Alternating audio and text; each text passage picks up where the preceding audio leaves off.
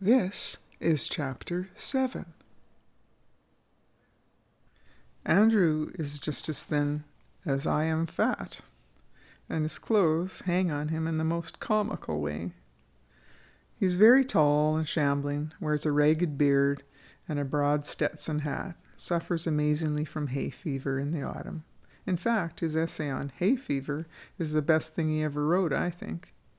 As he came striding up past the road, I saw how his trousers fluttered at the ankles and the wind plucked at them. The breeze curled his beard back under his chin, and his face was quite dark with anger. I couldn't help being amused. He looked so funny. "The sage looks like Bernard Shaw," whispered Mifflin.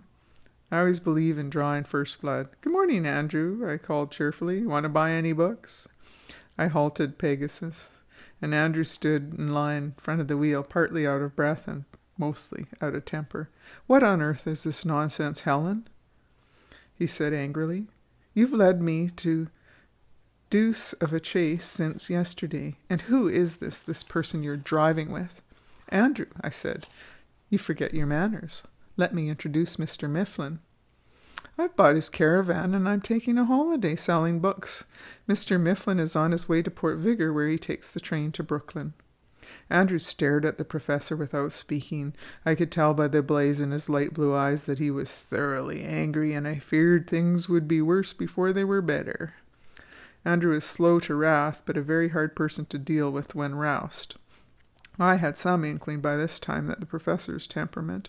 Moreover, I am afraid that some of my remarks had rather prejudiced him against Andrew, as a brother at any rate, apart from his excellent prose.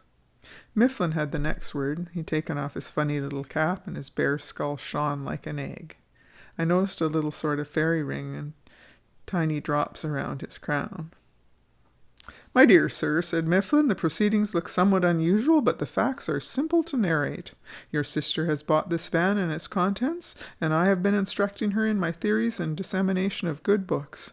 You are a literary man." Andrew paid absolutely no attention to the professor, and I saw a slow flush tinge Mifflin's sallow cheek. "Look here, Helen," said Andrew, "do you think I propose to have my sister careening around the state in a strolling vagabond? Upon my soul, you ought to have better sense at your age and weight. I got home yesterday and found your ridiculous note. I went to Mrs. Collins and she knew nothing. I went to Mason's. I found them wondering who had bilked his telephone. I suppose you did that. He has seen his freight car of yours and put on the track. But my God, I never thought to see a woman of 40 abducted by gypsies." Mifflin was about to speak, but I waved him back. "Now see here, Andrew," I said. "You talk too quickly. A woman of 40, you exaggerate, by the way, who has compiled an anthology of 6,000 loaves of bread and dedicated it to you, deserves some courtesy. When you want to run off on some vagabond tour or some other destination, you don't hesitate to do it. You expect me to stay home and do the Lady Eglantine in the poultry yard. By the ghost of Susan B. Anthony, I won't do it. This is the first real holiday I've had in 15 years, and I'm going to suit myself." Andrew's mouth opened, but I shook my fist so convincingly that he halted. "I bought this Parnassus from Mr. Mifflin fair and square for $400. That's the price of about 1,300 dozen eggs," I said. I had worked this out in my head while Mifflin was talking about his book. "The money's mine, and I'm going to use it in my own way. Now, Mr. Andrew McGill, if you want to buy any books, you can parley with me. Otherwise, I'm on my way. You can expect me back when you see me." I handed him one of Mifflin's little cards, which were in a pocket on the side of the van, and gathered up the reins. I was really angry, for Andrew had been both unreasonable and insulting. Andrew looked at the card and tore it in half. He looked at the side of Parnassus where the fresh red lettering was still damp. "Well, upon my word," he said, "you must be crazy." He burst into a violent fit of sneezing, a last touch of hay fever, I suspect, as there was still goldenrod in the meadows. He coughed and sneezed furiously, which made him madder than ever. At last he turned to Mifflin, who was sitting bald-headed with a flushed face and very bright eyes. Andrew took him in, the shabby Norfolk jacket, the bulging memorandum in his pocket, stuffed portmanteau under his foot, even the copy of Happiness and Hayseed, which had dropped to the floor and lay back up. "Look here, you," said Andrew. "I don't know by what infernal arts you cajoled my sister to go vagabonding in a huckster's wagon, but I know this. If you cheated her out of the money, I'll have the law on you." I tried to insert the word of protest, but matters had gone too far. The professor was as mad as Andrew now.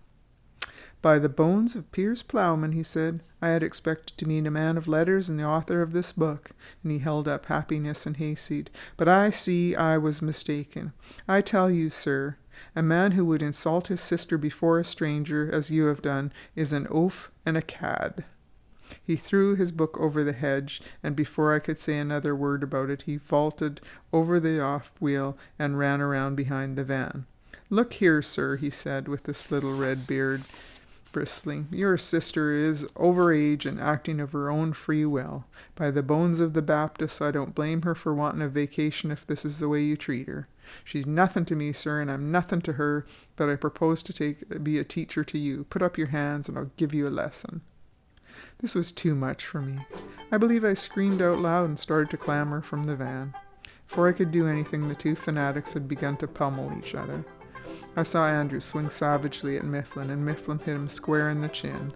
Andrew's hat fell on the road. Peg stood placidly. Bach made as if to grab Andrew's leg, but I hopped out and seized him. It was certainly a weird sight. I suppose I should have wrung my hands and had hysterics, but as a matter of fact, I was sort of amused. It was so silly. Thank goodness the road was deserted. Andrew was a foot taller than the professor, but awkward, loosely knit, and unmuscular, while the little redbird was wiry as a cat. Also, Andrew was so furious that he was quite beside himself, and Mifflin was in the cold anger that always wins. Andrew landed a couple of flailing blows on the other man's chest and shoulders, but in 30 seconds he got another punch on the chin, followed by one on the nose that tumbled him over backwards. Andrew sat in the road fishing for a handkerchief, and Mifflin stood glaring at him, but looking very ill at ease. Neither of them said a word. Bach broke away from me and capered and danced about Mifflin's feet, as if it were all a game. It was an extraordinary scene. Andrew got up, mopping his bleeding nose. "Upon my soul, I almost respect you for that punch, but by Jove, I'll have the law on you for kidnapping my sister. You're a kind of pirate." Mifflin said nothing. "Don't be a fool, Andrew," I said. "Can't you see that I want a little adventure of my own? Go home and bake 6,000 loaves of bread, and by the time they're done, I'll be back again. I think 2 men of your age ought to be ashamed of yourself. I'm going off to sell books." And with that, I climbed up into the seat, clucked to Pegasus. Andrew and Mifflin Bach remained standing in the road. I was mad all the way through. I was mad at both men for behaving like schoolboys. I was mad at Andrew for being so unreasonable, yet in a way I admired him for it. I was mad at Mifflin for giving Andrew a bloody nose, yet I appreciated the spirit with which it was done. I was mad at myself for causing all the trouble, and I was mad at Parnassus. If there had been a convenient cliff handy, I would have pushed the old thing over it. But now I was in for it, and just had to go. Slowly, I rolled up the long grade and then saw Port Vigor lying ahead, broad blue stretches of the Sound. Parnassus rumbled on with a pleasant creak, and the mellow sun and sweep of the air soon soothed me. I began to taste the salt in the wind, and above the meadows 2 or 3 seagulls were circling. Like all women, my angry mood melted into a reaction of exaggerated tenderness, and I began to praise both Andrew and Mifflin in my heart. How fine to have a brother so solicitous that he would be concerned with his sister's welfare and reputation.